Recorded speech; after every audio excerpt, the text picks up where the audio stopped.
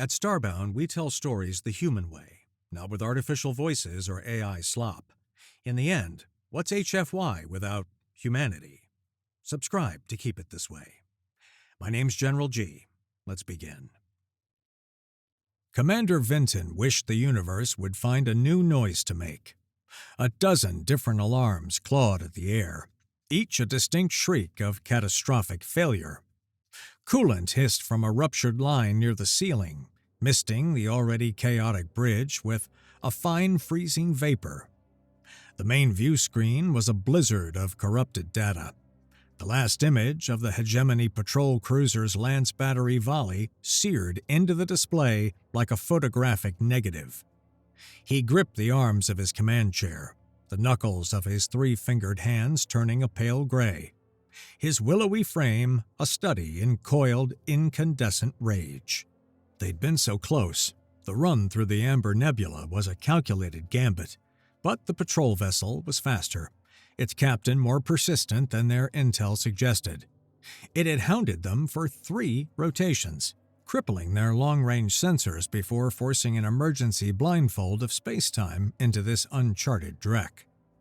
This planet, a slurry blue marble in a system without a designation, was their only refuge. His astrogator, a trembling wretch named Nyla, managed a single desperate scan before the system crashed into a shower of sparks. "Gravitational reading is 1.0 G, Commander," she stammered, her voice a thin reed of terror. 1 G, an absurdly high number, a statistical anomaly, but theoretically manageable. Vinton, his arrogance a shield forged in 100 successful blockades, had dismissed the warning klaxons blaring in his own mind. "The support harness will compensate," he snapped, his voice cutting through the din like shattering glass. "It's a number." It was always just a number. The landing was less a controlled descent and more a gravity-assisted litho-braking maneuver. The Shadow's gambit screamed through the dense atmosphere, shedding pieces of its sleek, light-devouring hull like metallic scales.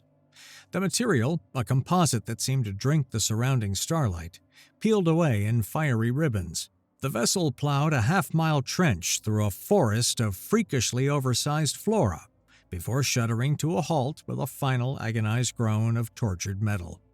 For a long moment, the only sound was the frantic ticking of cooling systems and the pained gasps of the crew.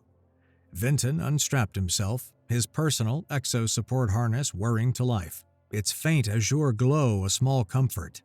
"Report," he commanded, his voice a pillar of stability in the ringing silence. "Structural integrity is compromised, Commander," a voice crackled over the comms, punctuated by a fit of coughing. "But the Genesis casket is secure." That was all that mattered. "Open the main ramp," Vinton ordered, his long legs carrying him toward the exit. "Let's survey this hellhole we've claimed." The ramp hissed, protesting as it lowered onto soft black soil. Vinton stood at the precipice, taking in the alien world. The air was thick, almost syrupy, and carried 1,000 cloying organic scents that were a direct assault on his refined olfactory senses. He took a single confident step onto the planet's surface. Gravity asserted itself. It wasn't a push or a force, it was a fundamental truth, an absolute and crushing verdict handed down by the universe itself. The planet reached up with an invisible, titanic hand and tried to grind him into the dirt. His breath vanished from his lungs, the air suddenly as dense as water. A shearing, grinding pain erupted in every joint, from his delicate ankles to the base of his skull. His exo-harness, designed to provide minor support in the gentle gravity of asteroid mines and orbital stations, shrieked a high-pitched alarm, its actuators straining far beyond their design limits before a puff of smoke erupted from the main power unit. Behind him, he heard a wet, percussive crack. It was the sound of his cargo specialist's tibia snapping audibly under the simple, unforgiving pressure of his own body weight. The man let out a gurgling scream and collapsed, his leg folding beneath him at an obscene angle. Another crew member stumbled forward, his arms windmilling in a slow, clumsy pantomime of balance. He fell to his knees with a grunt, his face a mask of shock and agony. To their refined tenebrand senses, the world was a violet, multi-pronged assault. The thick, humid air was a sensory overload of pollen, mold, and decay. The chirping of some unseen native fauna was a piercing, disorienting shriek that felt like needles in their auditory canals. Every footstep a human might have taken without notice sounded to them like a seismic hammer blow conducted through the dense atmosphere and solid ground. Vinton stared at his trembling hands, his mind reeling. This wasn't a planet, it was a torture device. It was a gravity well with trees. The navigator's report had been accurate, but fatally incomplete. 1G, a number that had become a verdict, and the verdict was death. Miles away, Chandler Milton was about 90% certain his cordless impact driver was philosophically opposed to his chosen profession. He clicked the trigger again. The tool let out a wheezing, pathetic sigh and died. "You son of a," he muttered, tossing it into his toolbox with a clatter. "Language core," a deep voice rumbled from the scaffolding above. "There are chipmunks present. They have delicate sensibilities." Chandler looked up, shielding his eyes from the setting sun. Edwin Cash was perched on a 2x12, effortlessly tightening lag bolts with a wrench that looked like a child's toy in his massive hands. "The chipmunks around here have heard worse from my ex-wife," Chandler shot back, "and they've probably said worse back." "You think that little fella in the oak tree just questioned your mother's fidelity?" Edwin asked, face perfectly straight. "Feels like it," Chandler grumbled, packing up his tools on the half-finished deck. He traded these barbs with Edwin every day. It was their ritual, a comfortable rhythm of insults and observations that made the long hours of a construction job bearable. Just as Edwin was climbing down, a brilliant, unnatural streak of light tore across the twilight sky. It didn't arc like a meteor, it tore, jagged and angry, trailing sparks of something that burned with an emerald green fire. It vanished behind the dense tree line of the state forest, and a few seconds later, a distant whump echoed through the valley, followed by a rising plume of black smoke. Chandler went still. Every muscle in his body tightened, the old habits buried under years of civilian life snapping to the surface. That was no meteor. That was no plane crash. It felt wrong. Edwin was already moving, his easygoing demeanor gone, replaced by the focused intensity of the volunteer fire chief he was.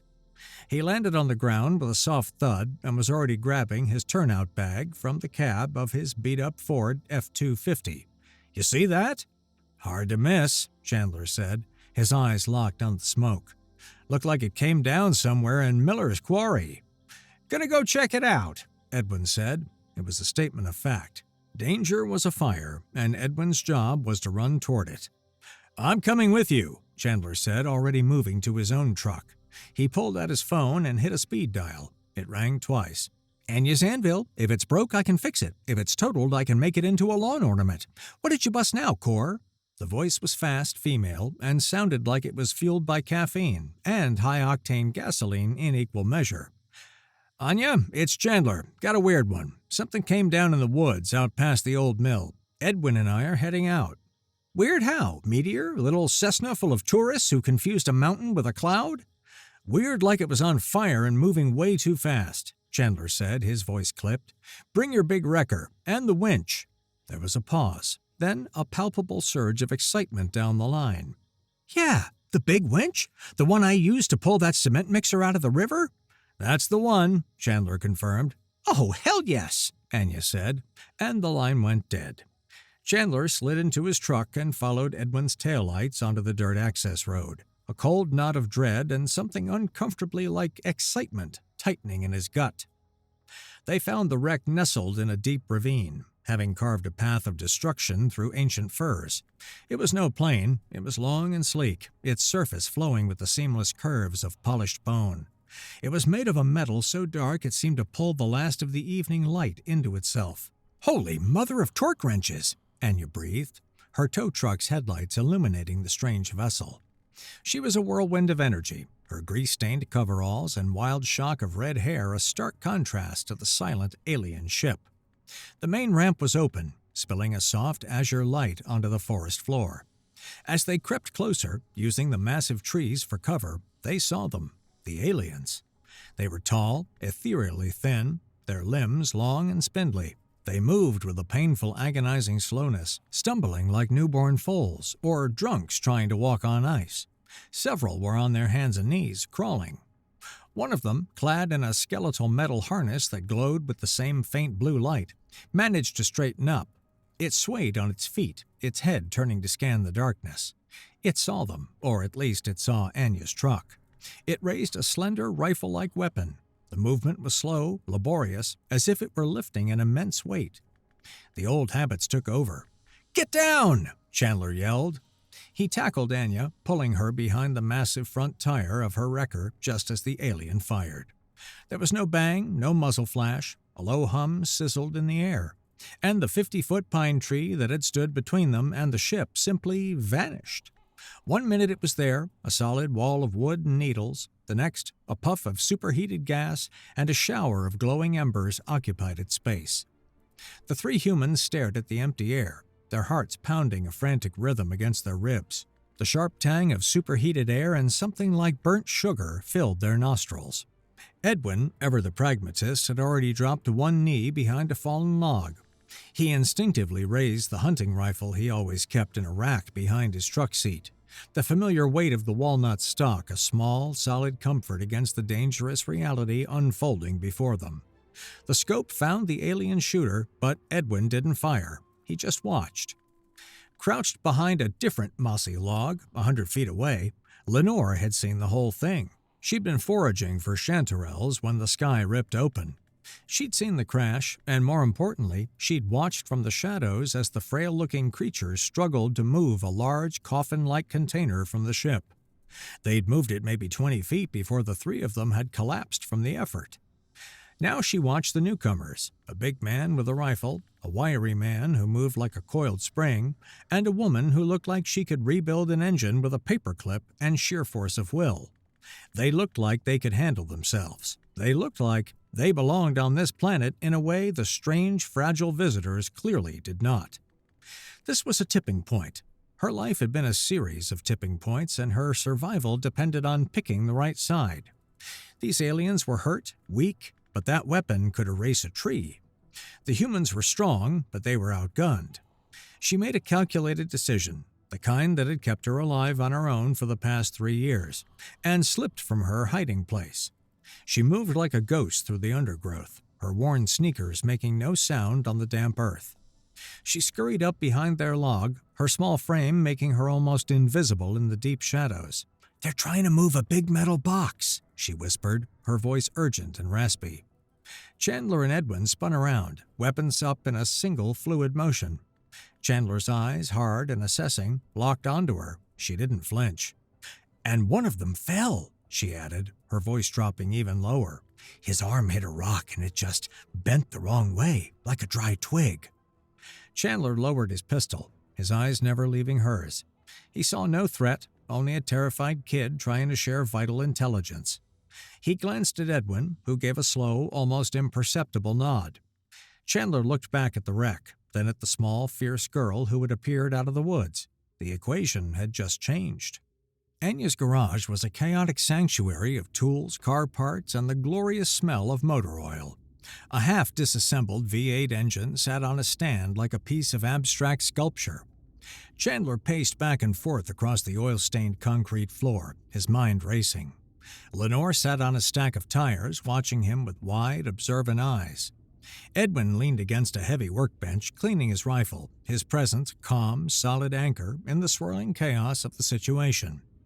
Anya was furiously sketching on a whiteboard, muttering to herself about stress tolerances and structural mechanics. They had no hard data, only what they had seen and what Lenore had told them, but it was enough. "They're slow," Chandler said, stopping his pacing. He stabbed a finger in the direction of the woods. "Unstable. That harness on the shooter was whining like an old transmission trying to find a gear. It's helping, but it's not enough." "They're not built for this place," Edwin added, his voice a low rumble. He racked the bolt on his rifle with a satisfying clack. "They're light. When that one fell, he went down like a bag of leaves, no density."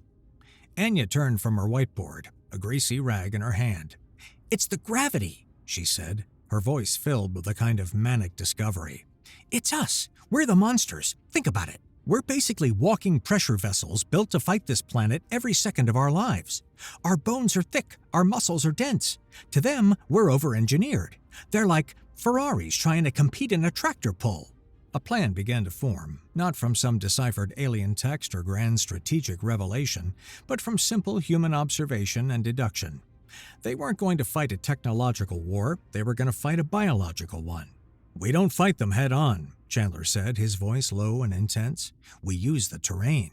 We use our advantages. Hit and run. Harass them.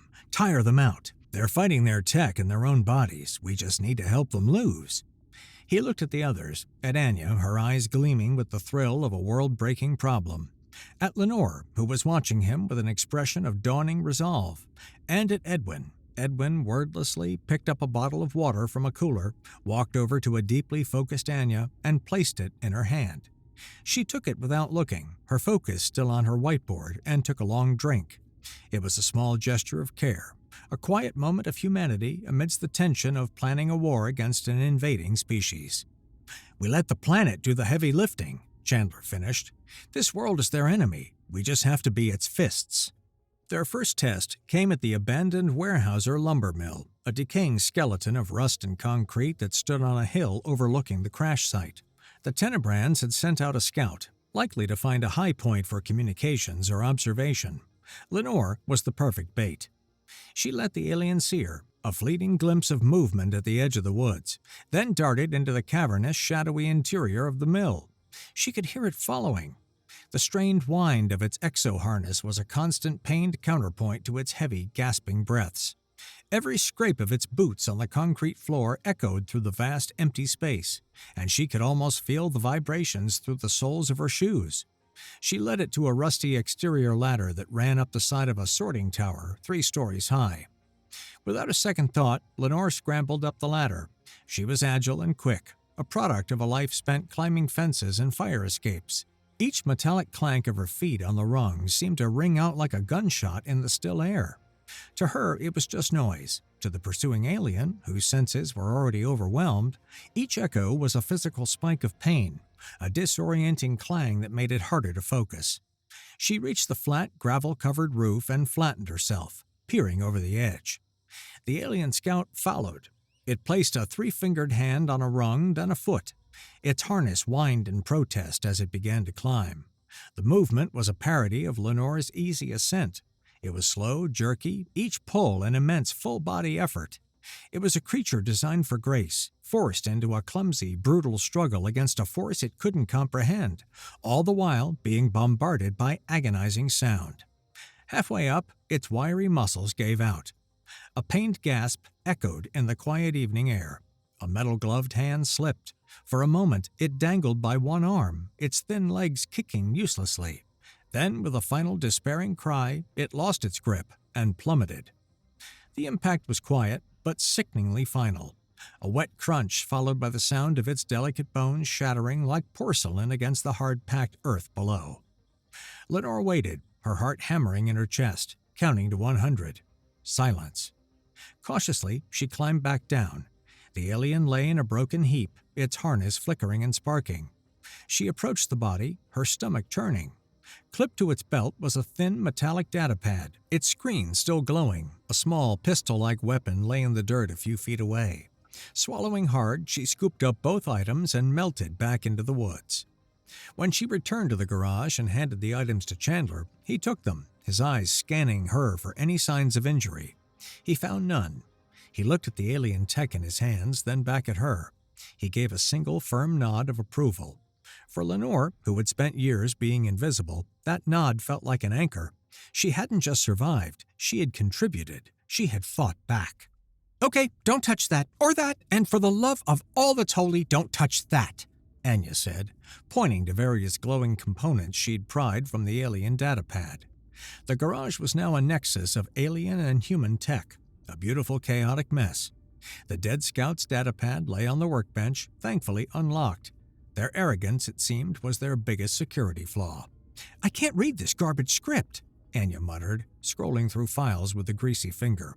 "But pictures and schematics don't lie." She turned the datapad around. The screen showed a complex animation. "Look, it's a mission protocol, Step 1. A diagram showed a ship landing on a planet lush with green ecosystems. Step 2. A red dot pulsed on the surface, and a wave of digital gray spread from it, consuming the entire globe in seconds. The green vanished. And Step 3. A second wave. This one blue, followed, and then little green tenebrian-looking plants started to sprout. "It's a wipe and replace, a terraformer." Chandler leaned closer, his face grim. "It kills everything first." "Everything not matching their genetic signature," Anya confirmed, tapping another icon. A skeletal diagram of a tenebrian appeared next to a human one for comparison. Anya pointed at the alien's spindly arm bones. "Look at this. The bone is like hollow chalk. On its world, this is all it needs. It's efficient. Here," she didn't need to finish. They'd all heard the snap. As she worked, she stumbled upon their local comms frequency. The signal was weak, but she managed to isolate a single frantic, pained voice. "Harness failure on Unit 5! Casket transport stalled! Pressure fractures! Only 3 cells remain! I repeat, only 3 power cells for the plasma rifles remain! Make every shot count!" Anya's eyes widened, a fierce predatory grin spreading across her face. "Guys," she said, looking up from the screen, "they're running out of ammo." The stakes were now absolute, but for the first time they had a timetable, and they knew the giants were bleeding. The narrow, rocky ravine was slick with the constant dampness of the Pacific Northwest. Moss grew on every surface, making the ground treacherous. It was the only route wide enough to move the Genesis casket from the crash site to a more defensible position. It was also a perfect choke point. The team lay in wait. They watched as 4 tenebrians, their harnesses whining in a chorus of mechanical misery, struggled to guide a floating pallet carrying the large, coffin-like casket. 2 more stood guard, their plasma rifles held at a low ready. Chandler gave the signal, a silent hand gesture. Edwin erupted from behind a massive fern-covered boulder. He moved with a speed and power that was utterly alien to the tenebrians. He didn't shout, he didn't posture. He covered 20 feet of ground in 3 powerful strides, and slammed into one of the guards like a freight train. The alien was shockingly light. Edwin had braced for an impact with a creature of his own size. Instead, the collision was like tackling a mannequin made of hollow plastic. The tenebrian guard was launched backwards, a startled shriek escaping its vocalizer. The impact sent them both tumbling down a steep, slate-covered slope. Edwin, thick with muscle and bone density forged by a lifetime in 1G, rolled with the fall, absorbing the impacts. He came to his feet at the bottom of the embankment, battered and bruised but intact. The tenebrian was less fortunate. It let out a piercing, high-pitched scream of pure agony. Its leg was bent back on itself at a horrific angle, the bone clearly shattered. Worse, a sharp piece of slate had sliced through its thin environmental suit, opening a deep, bleeding gash on its forearm. Dark purplish blood oozed onto the gray rock. In the ensuing confusion, as the other aliens struggled to aim their heavy weapons and comprehend the sudden brutal assault, Chandler and Lenore broke from cover. Chandler laid down suppressing fire, while Edwin's rifle, forcing the tenebrians to duck behind the casket. Lenore, a small, fast-moving shadow, scooped up the plasma rifle dropped by the first guard.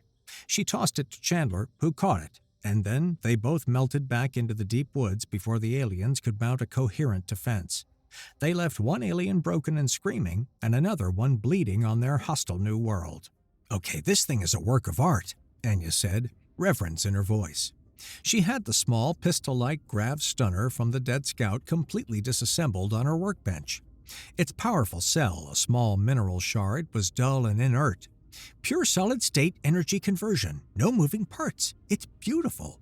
"Can you make it work?" Chandler asked, cleaning the newly acquired plasma rifle.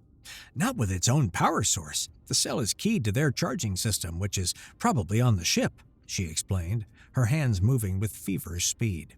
"But this little crystal here? It's not the battery. It's just a capacitor. A really efficient one. The crystal is a container for energy." A slow, dangerous smile spread across her face. "So, I'm not going to try to recharge it.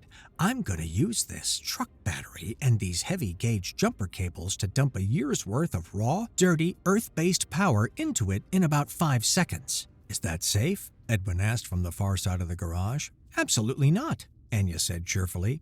You guys might want to stand back, like way back. Chandler and Edwin retreated to the doorway, watching as Anya, wearing a pair of thick welding goggles, carefully attached the jumper cables to a massive deep-cycle marine battery and then to 2 contact points on the alien weapon. She took a deep breath. Here goes nothing. She completed the circuit. The grav stunner hummed, a low thrum that vibrated through the concrete floor. The crystal at its heart began to glow, first a soft white, then a violent, pulsing violet. The hum rose in pitch to a shriek. For a moment, Anya thought it was going to explode. Then, just as suddenly, the light stabilized into a steady, brilliant purple, and the sound cut out. She disconnected the cables, her heart pounding. She picked up the weapon. It felt charged, alive. She aimed it at a junked engine block sitting in the corner of the yard. She squeezed the trigger. There was no sound, no flash, just a silent, invisible wave of force that erupted from the barrel. The 600-pound cast-iron engine block was thrown backwards 20 feet, tumbling end over end before slamming into the chain-link fence. At the same instant, every single window in the garage and in the house next to it shattered inwards with a deafening crash. Anya stood in the sudden, tingly silence, her hair blown back, a shower of safety glass tinkling around her. A wide, ecstatic laugh burst out of her. "Holy crap!" she yelled. "We have a cannon!" As night fell, a tense exhaustion settled over the garage. The adrenaline had worn off, leaving behind the dull ache of bruises and the heavy weight of what they were doing.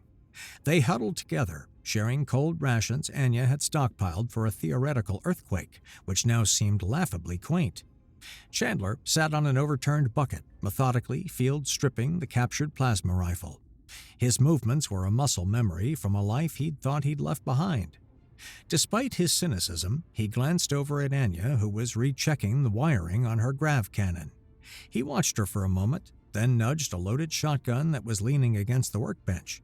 "Safety's on," he said quietly. "Just a simple check. A soldier's habit." Anya tinkered with a piece of alien tech, muttering to herself. Edwin stood watch at the main bay door, a silent, immovable sentinel silhouetted against the darkness. Lenore, wrapped in a thick wool blanket, sat on the stack of tires, sketching the alien ship in her small, worn notebook. Edwin saw her, and a few moments later, he walked over and quietly placed a can of soda on the tire next to her. He said nothing, just gave a small nod and returned to his post. No grand speeches were made. In the quiet spaces between the clinkling of tools and the rustle of the wind outside, a silent pact formed. They were no longer just a disillusioned veteran, a gearhead mechanic, a stoic firefighter, and a runaway kid. They were a unit. This brief, quiet respite solidified their bond, giving them the emotional fuel for the brutal fight they knew was still to come. In the dim, emergency-lit interior of the Shadow's Gambit, Commander Vinton's desperation curdled into a black, shimmering rage. He stood over the crew member injured in the ravine ambush. The medic did his best, but their medical technology was designed for clean, sterile wounds, for plasma burns and radiation exposure. It was unprepared for this. The gash on the crewman's arm was now the epicenter of a black, swollen, foul-smelling mass. The infection spread with a speed that defied their understanding of biology. Angry red lines snaking up towards his shoulder. He was delirious, thrashing against his restraints, his body burning with a catastrophic fever. Their species' highly specialized biology, evolved in a sterile, low-gravity environment, had virtually no defense against the hyper-aggressive, savagely competitive microfauna of Earth. The very air they were breathing was poison. The planet itself was killing them. Vinton turned away, unable to watch. His face was a mask of fury. This world was not just inhospitable, it was actively malevolent. He stalked to his private quarters and activated his wristcom. A small flickering hologram shimmered into existence above it. The image of his mate and his young child. He spoke no words. He played a short, looping audio file he kept for moments of weakness. The sound of his child's laughter, clear and bright, echoed eerily in the sterile, damaged ship. He would see his child grow up on solid ground, not a sterile generation ship breathing recycled air. This world would be their salvation, no matter the cost. He closed his fist, the hologram vanishing. His mission was a crusade. He would burn this world to its foundations to save his own. He would unleash the Genesis casket and listen to this planet scream as it died. Anya's frantic work on the datapad yielded a critical piece of intel: to get the Gambit airborne. The Tenebrians needed one specific component to repair the damage from the crash, the primary regulator for the ship's inertial compensation system. It was a complex piece of gravity manipulation tech that protected the fragile crew from the G-forces of acceleration. The part was located in a section of the ship's tail that had sheared off during the crash and now lay half submerged in a water-filled quarry half a mile from the main wreck. They set up their ambush on the rocky cliffs overlooking the quarry. Just as the Tenebrian retrieval team arrived, the sky opened up. A sudden torrential downpour began. To the humans, it was just a nuisance. To the Tenebrians, whose auditory senses were already raw, the roar of the rain on the rocks and the water was a deafening, disorienting wall of white noise. "Now!" Chandler yelled over the roar of the storm. Edwin opened up with the captured plasma rifle from a protected overhang, its blue-white bolts of energy splashing against the rocks near the aliens, forcing them to scatter. They had only one power cell left for it, and every shot had to count. Anya, ever resourceful, had worked her magic. She took the nearly depleted power cell from the rifle Lenore had recovered, wired it to a small car battery and a pair of blasting caps she'd borrowed from Chandler's demolition supplies. She hurled the unstable, sparking package down into the quarry. It detonated with a brilliant, blinding flash of raw energy and light, a makeshift EMP flashbang. The aliens cried out, blinded and deafened, their senses completely overloaded. In that brief window of confusion, Chandler and Lenore, perched above them, used heavy crowbars to dislodge loose rocks and shale. The rock slide was brutally effective. One Tenebrian was buried, crushed under tons of rock. Another, disoriented, slipped on the wet stone and fell, its legs snapping with that same sickeningly familiar crack. A third fired its rifle blindly. A bolt of plasma ricocheted off the cliff face, catching Chandler in the thigh. He grunted in pain, his leg collapsing under him as the heat seared through his jeans and flesh. At the same time, the plasma rifle in Edwin's hand sputtered, the bolt dissipating halfway to its target. The indicator light on its side went dark. The power cell was completely depleted. The surviving Tenebrian, having retrieved the regulator, began a panicked retreat.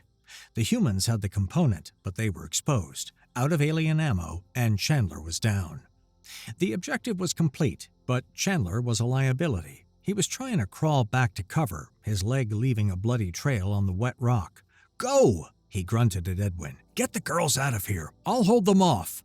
Edwin didn't even bother to answer. Without a word, he moved. He slung his now useless plasma rifle over his back, strode over to Chandler, and grabbed him. In one smooth, continuous motion, he hoisted the 200-pound, barely conscious Chandler over his shoulder as if he were a sack of flour. The movement was so fluid, so shockingly effortless, it seemed to defy the very gravity that was crushing their enemies. One of the retreating Tenebrians saw the action. It stopped, its weapon half raised, and simply stared. It was watching a primitive brute, wounded and under fire, lift another of its kind, a combined weight that would have been utterly immovable for two healthy Tenebrians, and prepare to flee. Edwin then began to run. It was no panic sprint. It was a steady, ground-eating jog, his heavy work boots finding purchase on the treacherous, rain-slicked forest terrain. He carried his friend across a mile of mud, rock, and tangled undergrowth without breaking stride. For the watching Tenebrian, this single act of raw strength and biological endurance was more terrifying than any weapon. It was the ultimate psychological blow. They were not fighting soldiers, they were fighting monsters forged in a crucible of crushing gravity, creatures for whom feats of freakish, severe strength were as natural as breathing. Back in the garage, the air was thick with the smell of antiseptic and burnt flesh. Anya, her mechanic's hands surprisingly steady, worked on Chandler's leg while Edwin and Lenore stood guard. The plasma bolt had cauterized the wound, but the burn was deep and agonizing. They got what they came for, Chandler grunted through clenched teeth as Anya applied a makeshift dressing. They'll be trying to lift off soon. Let 'em, Anya said, her voice tight. She held up the regulator they had captured from the third Tenebrian during the rock slide. It was a complex lattice of wiring in what looked like smoked quartz. They got a regulator, but we have this one, and now that I've seen how this thing works, I know how to break it. She looked at Chandler, her eyes burning with a desperate, brilliant idea. This regulator has a built-in limiter to prevent power surges from the main reactor. It's a safety feature. I've bypassed it. I used a soldering iron to fuse the connection. She pointed to a tiny, shimmering point on the circuitry. It'll pass their low-power pre-flight check perfectly because the circuit is still complete, but the moment they throttle up and the main engines demand full power, it's going to draw the whole unfiltered juice of the reactor. It won't just fail, it'll vaporize and take the whole compensation system offline with it. Chandler stared at her. You want to sneak onto their ship, get to the engine room, and swap a part? Yep, she said. A Trojan horse. It was a suicide mission. It was insane. It was also their only shot. The final assault was a symphony of redneck ingenuity and controlled chaos. They used Anya's wrecker, the one with the big winch and a hastily welded steel plate for a grill, as a battering ram. It roared through the woods, Edwin at the wheel, and crashed through the Tenebrian's flimsy perimeter of energy pylons. Anya stood in the truck bed, gripping her repurposed grav cannon. As they slid to a halt near the ship's ramp, she fired the last overcharged shot. The silent wave of force hit the ramp like a battering ram, blasting it open and sending the two Tenebrian guards stationed there flying. The doors flew open. Edwin, now armed with his firefighter's Halligan bar, a 30-inch piece of forged steel designed for prying open steel doors, became a whirlwind of controlled violence. He moved with a purpose the aliens couldn't track, a blur of human power. At the same time, Lenore, carrying a satchel of Chandler's blasting caps wired to timers, slipped through the chaos. She moved low and fast, planting the small explosive packages on the ship's primary landing gear. The explosions weren't enough to destroy the ship, but they were enough to create a hell of a diversion. They fought their way up the ramp, Chandler providing cover fire with a standard shotgun, the buckshot proving surprisingly effective against the aliens' thin environmental suits at close range. They crossed the threshold into the ship's main corridor, and the world turned upside down. The moment their boots hit the deck plating, the crushing weight of Earth vanished. Vinton, waiting for them just inside, had activated the internal artificial gravity field. The 1G environment was gone, replaced by the gentle, buoyant 0.4G of the Tenebrian homeworld. For a brief, deceptive moment, the humans felt an incredible sense of lightness and relief, a freedom from a weight they'd never even knew they carried. Chandler felt like he could jump to the ceiling. Edwin felt like he could punch through the hull. The surviving Tenebrians felt the relief too, but it was the reprieve of a terminal patient being taken off a torture rack.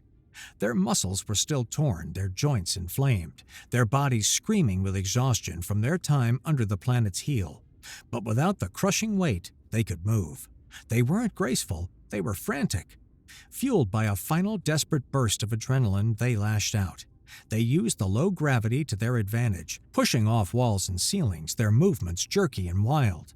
They were cornered, wounded animals no longer burdened by the planet's physics. The humans, clumsy and uncoordinated in the strange buoyancy, were suddenly outmaneuvered. Their 1G honed strength became a liability. A simple step sent them careening forward. A push sent them flying.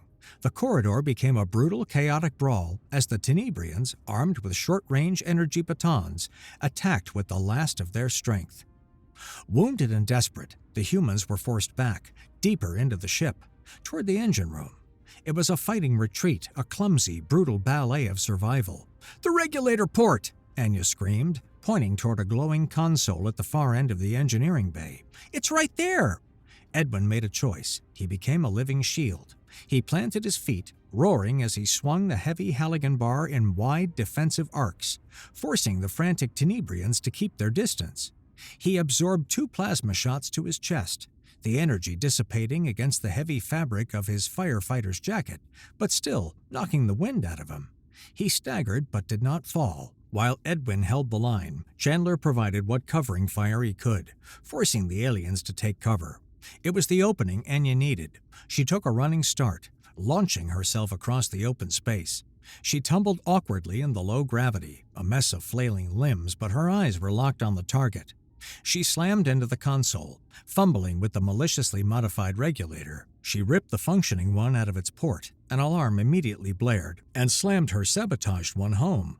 The ship's lights flickered violently. A deep mechanical groan echoed through the hull, and with a final shuddering lurch, the artificial gravity field died. Earth's 1G slammed back down with the force of a physical blow. The frantic, leaping Tenebrians screamed as their world betrayed them once more. One, who had been pushing off the ceiling, dropped like a stone, landing with a sound like a bag of broken glass. Another collapsed in mid-stride, its ankle shattering under the sudden brutal return of the weight. Vinton, pinned at the floor by a force that felt like it was trying to rip his skeleton out through his feet, glared at them with pure, undiluted hatred. His body was broken, his mission a failure, but he could have his revenge. He activated his suit's comm, his voice a pained, venomous hiss that echoed over the ship's internal address. "Launch! Now!" Alarms blared, red lights flashing. "Out! Everybody out!" Chandler yelled, dragging a dazed Anya toward the ramp. Edwin, bruised and smoking, grabbed Lenore and followed. They scrambled out of the ship just as the main engines ignited with a deafening roar. They dove for cover behind a massive boulder as the Shadow's gambit tore itself from the ravine, ascending with reckless speed. For one heart-stopping moment, it looked like they had failed. The ship climbed, a silver needle aimed at the heavens, a monument to their defeat. But inside it was a different story. Anya's modified regulator, presented with the full, unrestrained power draw from the main engines, did exactly what she designed it to do. It vaporized. The inertial compensation system, flooded with raw, unregulated power from the reactor, blew out. The Tenebrian crew, already broken and crushed by the return of 1G, was now subjected to the full, unrestrained fury of their own engine's acceleration. 20 Gs, 30, 40. The ship went silent. Its navigation lights one by one blinked out. It continued its ballistic arc, no longer a vessel piloted by a desperate crew, but a high-velocity coffin, a silent testament to a species that had fatally underestimated the sheer brutal physics of the world they had tried to conquer. The sun rose on a bruised and battered forest. The air smelled of burnt sugar, pine, and churned earth. 4 figures stood in the quiet dawn, watching the sky.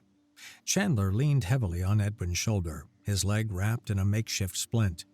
Anya was patching a burn on her arm with a strip of cloth.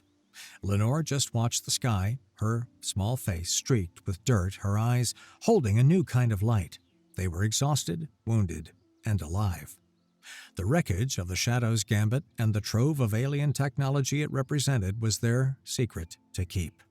Far away, in the seedy, data-haven asteroid belts of the galactic frontier, a listening post received a corrupted data burst, the final fragmented flight recorder logs from a smuggler ship long overdue. The story, pierced together from garbled audio and telemetry, spread like wildfire through the underworld channels. The logs spoke of a mission of last resort to a chartered Class 4 death world. They spoke of hardened smugglers undone, not by a patrol or pirates, but by the planet itself. The final delirious reports from Commander Vinton spoke of primitives, of brutes who moved with fierce speed and strength, creatures who could run for miles under the crushing gravity, who could lift twice their own body weight, who could survive impacts that would shatter alien bone. They were strong, they were clever, and they had turned their entire world into a weapon. Their designation for the uncharted Sol system was updated across every smuggler's database and pirate star chart. Earth was immediately and permanently blacklisted. The warning attached to its entry was simple and stark. Avoid at all costs. The indigenous megafauna is sapient, hyper-aggressive, and demonstrates inexplicable strength. The planet is not a death world, it's a gym, and the locals are the meanest SOBs in the galaxy. Humanity was safe, blissfully unaware that its greatest, most absolute defense was, and always would be, the very ground beneath its feet.